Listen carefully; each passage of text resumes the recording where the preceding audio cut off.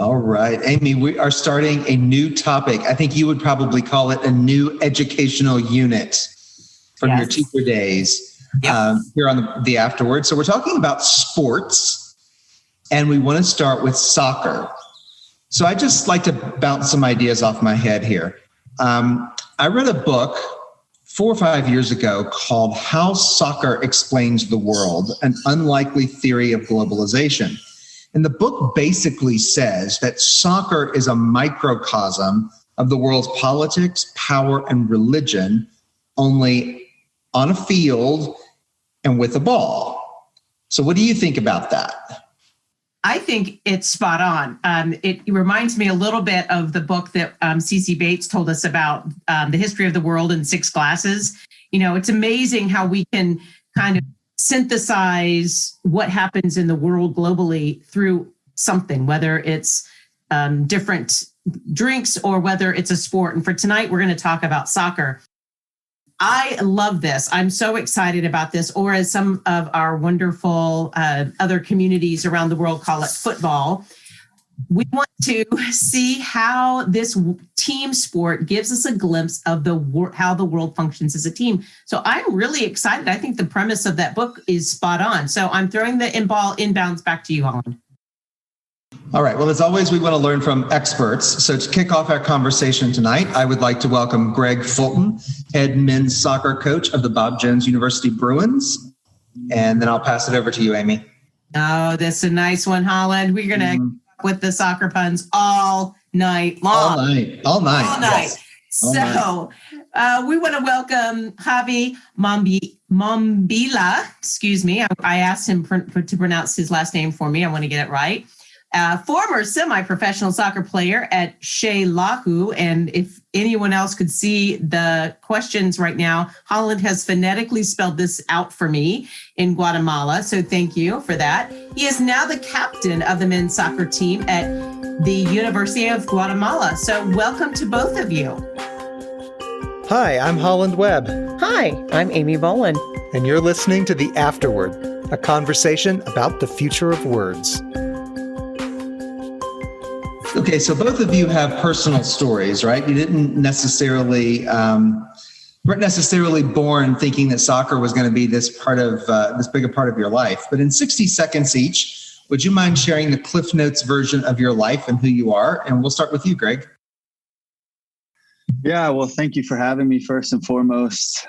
So actually, I was born into soccer, which was pretty rare from where I'm from. So I was born and raised in South Carolina, and, America back in those days, because I'm pretty old, was, Major League basketball, football were the big sports. Everybody else was playing that. But I'm the youngest of 4 boys. And so all my older brothers played soccer. So since I was old enough to walk and talk, I was kicking a ball, and it's taken me all over the world. I lived all over the United States, played soccer from coast to coast. Out in California was one of the teams I played with. I ended up in Barcelona, Spain for a while. And then back here in Greenville, got married and actually had gotten out of the game at some level. I was always coaching little kids, but kind of as a circumstance, my head coach from college came down and took over Bob Jones University, which is half a mile from my house. And I became his assistant because I'm in real estate as well. And I had flexibility. And then he had to step away this last year. And I was next in line for the head coach. And we had a fantastic year. So, yeah, I've been around the game my whole life. I love it. I'm excited to talk about the World Cup with you guys. Thank you. Can you tell us what that fantastic year was exactly? Yeah, so we ended up having the best record in program history, 17-2-2. We played probably one of the toughest schedules we've ever played too, where we played Furman University, which is a history D1 program. Several national team players came out of there, and currently U.S. national team center back is a Furman graduate. So we tied them, and that really was a big game for us. And then we also won our national tournament. So we were the national champions this year, which was huge for us. So, yeah. All right. Thanks. Javi, what about you? What's your Cliff Notes version? Okay, so thank you very much for the invitation, first of all, to Amy and Holland, and nice to meet you, Greg. Okay, so as you all know, I was born and raised here in Guatemala, in a town called Xela. That's why my journey as a soccer player began. So I started off with a local team, nothing big, just like a random team, because my dad wanted me to play soccer. This was like 9 years old, maybe. Before that, I wasn't a big fan. I never watched the sport or anything like that. But then this local team is where I gained my knowledge and my skills as a soccer player. And that's what led me to play with the city's team, which is called Xela, as you mentioned before, Amy. And there I played with the categories under 14 all the way up to under 20. And throughout those years, we had really good, we always played the nationals. So also like traveling around the country. Every Saturday we had the games, and we played locally, and we played also away. And I think we always had a great team. We always made it past the knockout stage. Unfortunately, unlike Greg, we were never able to become national champions. We did make it to the final once, but we lost to the Antigua team 2-1. It was a really sad moment because, you know, everybody wants to be a champion, mostly if it's nationally. Also played for the under 16 national team here, and also traveled to some countries. Once I went to Mexico to play for the Guadalajara team. It was mostly like a summer. I went like summer camps and all this stuff because I liked to learn and improve my skills. But when I got to the under 20 category here in the Xela team, that's where I decided to leave the sport like at a professional level, because I want to focus on my education instead. But now I still play at the college, as Amy mentioned before, and I am the I am the actual team captain, and we also play at college level, and we also have a really good team. And that's that. That's that. This was exciting already. I love that both of you have such varied stories, but I've already heard some vocabulary, some phrases that maybe some of us may need a little help with. So rapid fire, it doesn't matter who takes the word or the phrase. What are these football or soccer words? So here we go. The first one is FIFA. I'm spelling it because some people say FIFA. World Cup Association. What is this? We've heard an awful lot about it in the last few weeks.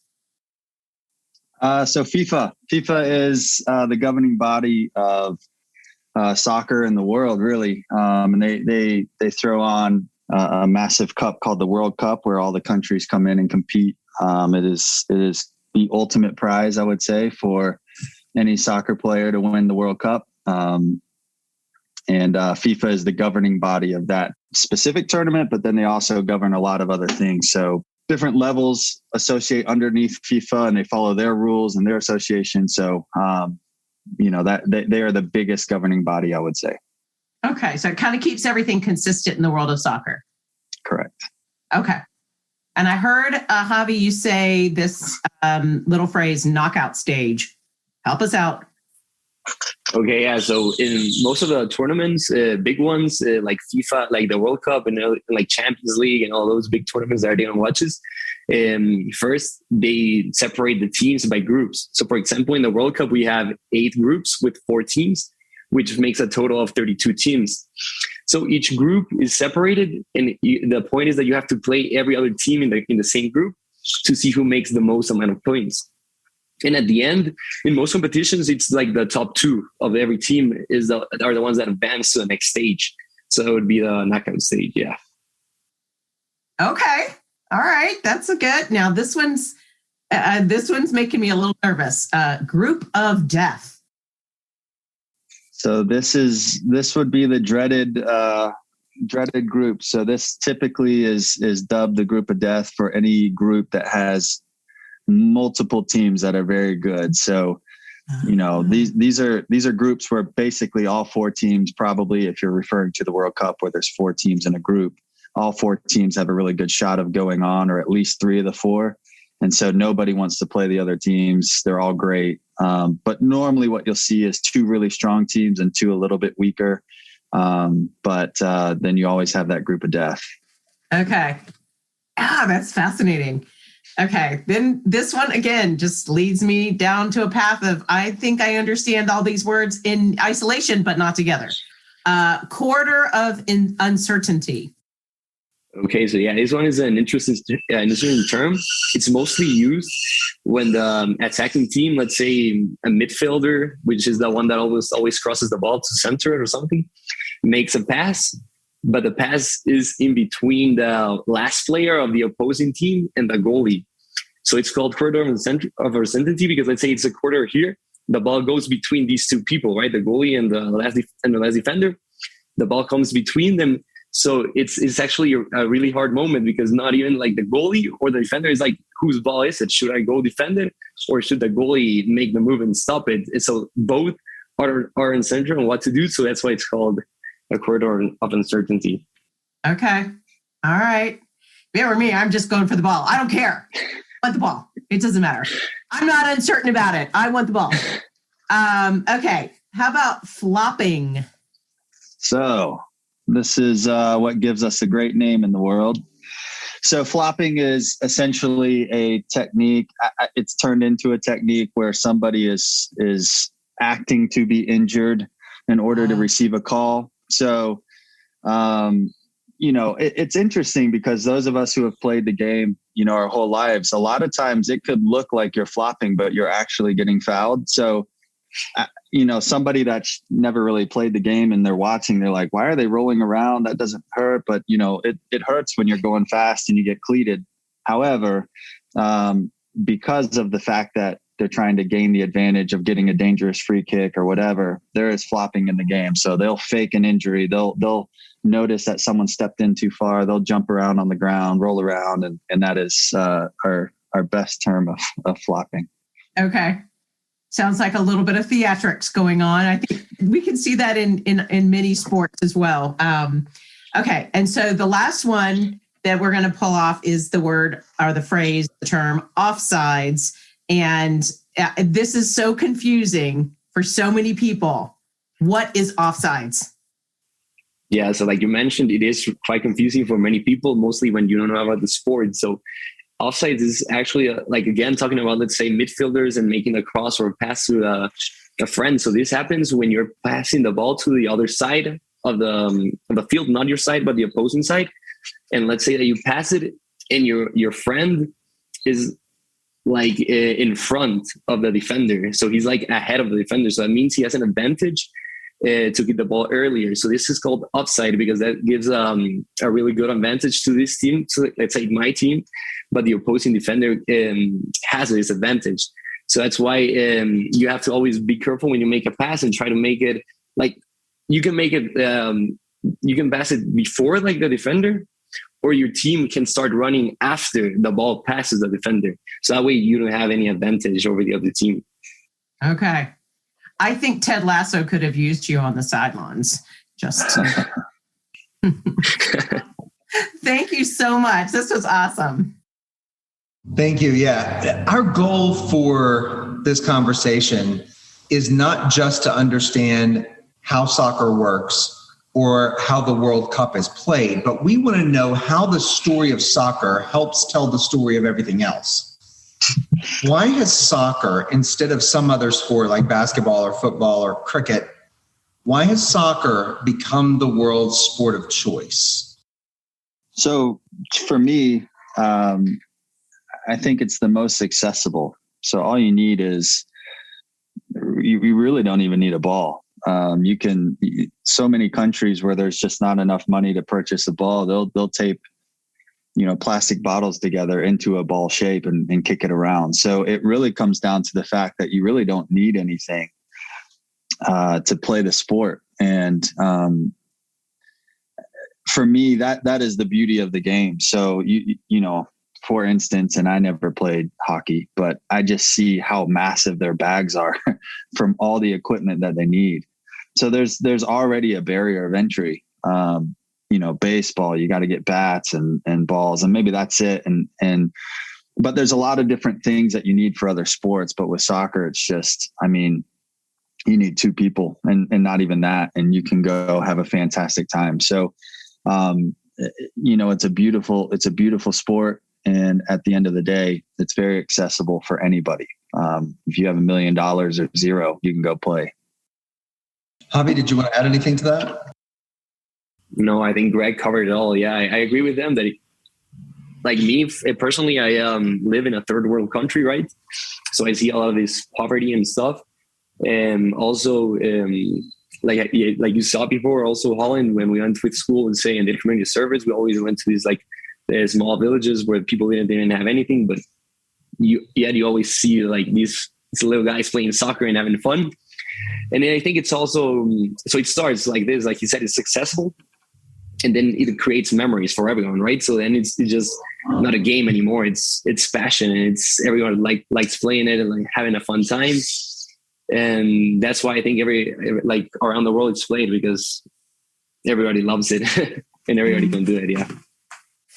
I really appreciate both your words, Greg. Not a barrier of entry. I think that's critical. And then creating memories. I can easily see why soccer has become the world sport. So now that we're talking about the World Cup, specifically with the world sport, can you, either one of you, tell us a little bit about the history of the World Cup? How long has this been around? Okay, so the World Cup started in 1930. This was when the first World Cup was held, and it was actually held in Uruguay, so here in Latin America and South America. And actually, they were the ones who won the first World Cup. But it was nothing like we see it today with 32 teams and a really professional competition. I think it was like 11 teams, am I wrong? And teams just came together, and the players weren't even like professional players. It was just like a bunch of friends who liked playing the sport and who were good at it. So that's how it started. And now I think it's like the 22nd World Cup, and it's a whole different story. Now we have album stickers and all this stuff because people love it all over the world. People know what the World Cup is, and it's actually the most viewed sporting event. And not only sporting event, I think it's like the most viewed event in TV. I think once I saw a stat that was like the Super Bowl received, I think, like 500 million views, something like that. But then the World Cup received like 3.5 billion views. So it's like half of the world watching the event. Yeah. Awesome. Greg, anything else to add to that? I was going to say, he did a great job. For me, it kind of alludes to the previous question about why is it the most popular sport? And he talked about that a little bit with how many people tune into it. But for me, it's an international language. I can go to any country, drop a ball, and if I'm, it doesn't even matter if I'm good or not. It's just the fact that I can go kick around with somebody. We're friends, and we've never even communicated, and I've done that. So it's really cool. The World Cup is the professional version of that. So it's an event like no other. There's not another one on planet Earth that can do what the World Cup does.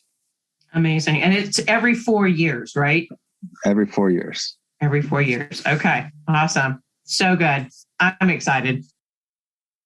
Well, in looking at the history of the World Cup, you see the same names crop up over and over again, the names of the same countries.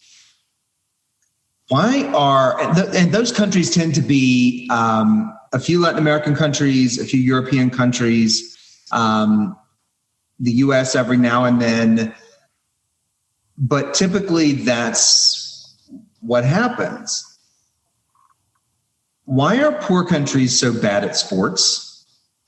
And to follow up on that, is the World Cup pretty much just keeping elite countries elite and poor countries poor? Are we ever going to see, I don't know, Equatorial Guinea pull out a win at the World Cup? No, to Equatorial Guinea. And that's that's the joke. Maybe, who knows? So here's what you need to understand. I would actually challenge this in a way, because I feel like a lot of the countries like Brazil, I wouldn't, they're a bigger country, but they're one of the most historied World Cup. They're one of the most feared teams at the World Cup. And if you're looking at world economy versus world, powerhouses and teams, they don't always line up. Now, smaller countries, with globalization, with how small the world has become, if you look at France's team that just won the World Cup and you look at their team and you don't consider the fact that, every country is now a melting pot. That's basically an African team. They're all from Africa descent, or they came from Africa. So the reality is the opportunity at some of these bigger countries is what draws in this talent in order to organize, pump money into it, and really excel. And so it is trending that way. But, I would almost say that some of the poorer countries are the ones that are the best at this sport. And you just give them the structure and you give them just enough money. It doesn't even have to be a lot. They can do some really dangerous things. Take the United States. We've never won a World Cup. We are one of the most massive economies in the world. And we have more population than almost every team that we lose to. And somehow we're losing. And now that is changing. The world is becoming smaller. We're becoming more respected. And we're doing things differently. However, you can't really measure a team's success based on where they're at. So unfortunately for Equatorial Guinea, a lot of their players that might be amazing, they're going to go play for whatever association that they can get into, and they'll dual citizenship. So that's why I say no. Fingers crossed that they win it one day and they prove me wrong. Oh, that's interesting. That's really helpful to think about it that way. Javi, what's Guatemala's excuse now for never having gone to the World Cup? So yeah, I was going to agree on the point that Greg mentioned that a lot of players, poor countries do have a lot of really good players. Like personally, I saw this with my own eyes when I played nationally. I saw a lot of people that were like really poor, but they were like the best. And I'm like, man, this guy is really good. But then also, like Greg mentioned, all these people know that here in Guatemala, they're not going to have a chance of becoming a professional soccer player, or maybe they will, but they will be earning, I don't know, like less than $1,000 a month or something like that. So it's going to be like, why would I do that? And also one of the points, and I think in Guatemala and a lot of countries here in Central America, is also corruption. So you can hear all the associations, the soccer associations, as well as the government, only want money in their pockets. So they're not going to invest the money they like the money where they should invest it. And also I remember when I played for the team where I was playing on, for the Xelajú team, which was already a professional team. I remember that our goalie was really bad, but he had a lot of money. He was like this fat kid, and sometimes he couldn't even stop the ball, but he paid the coach, I don't know how many Qs a month. And that's why he was in the starting team all the weeks. So that's another reason why here people are not getting the chances, because then the poor people don't have the money to pay the coach, while the rich guy that is a little bit worse or really worse is getting the opportunity that he needs. Oh my. This sounds like another conversation, Holland, because I think we need to unpack this a little bit. This is kind of making me a little mad, to be honest. But I'll leave that one there. As we close out this first episode, though, because we really want to talk a little bit more about the World Cup and how this interacts with all of our global understandings, we would like to have you boil this first episode down into an essential element. So what is an essential element we need to understand the World Cup and why it's important? Javi, I'm going to throw it to you first. Okay, so what is something to understand the World Cup? You could boil it down to one thing. To one thing. Yeah, this one's a hard one, but I think if we boil it down to one thing, I think it would be everybody wants to be a champion of the world, right? So the World Cup is a way that you can show it. If you win, everybody wants to win because it means a great deal for everyone, not just the winning team. So the World Cup brings together the people in every country, right? So this is an event where this is every 4 years, right? So every time we're watching the event, it's actually like a national event or something like that. So it means I am competing against my neighbor, my other state or my other department. But the World Cup brings us together, the whole country, and it's people rooting for the same team. It's trying to defend your country's honor and your country. And that's why I think it's really important for the world. That's beautiful. Awesome. How about you, Greg?